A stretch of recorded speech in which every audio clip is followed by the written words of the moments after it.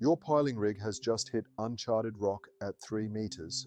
The variation has been rejected, and a specialized marine barge is burning $12,000 a day. In New South Wales, there is a legally sound path through this deadlock, and it rests on 4 key points. First, a rejected contractual variation does not extinguish your statutory payment rights. The Building and Construction Industry Security of Payment Act 1999 New South Wales operates independently of whatever the contract says. Serving a payment claim that includes the disputed latent condition variation forces the principal to respond on a strict statutory timeline, and if they fail to serve a compliant payment schedule in time, the full claimed amount becomes due and payable, whether they agree with it or not. That compressed deadline creates the commercial leverage needed to compel a renegotiation. Second, any renegotiated rate for a residential marine structure must be in writing.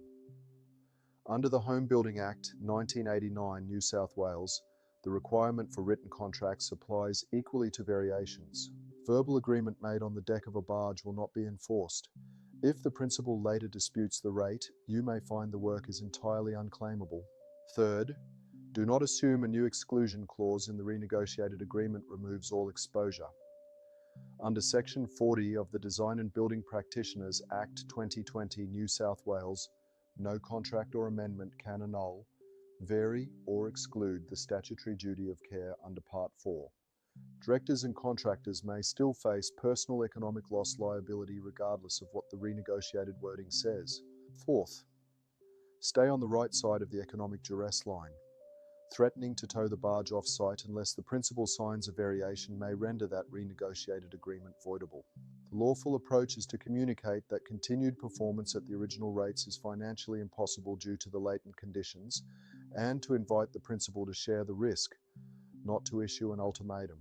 If your marine project has hit unexpected ground conditions, contact Merlo Law early, before you serve the payment claim or make any approach to the principal.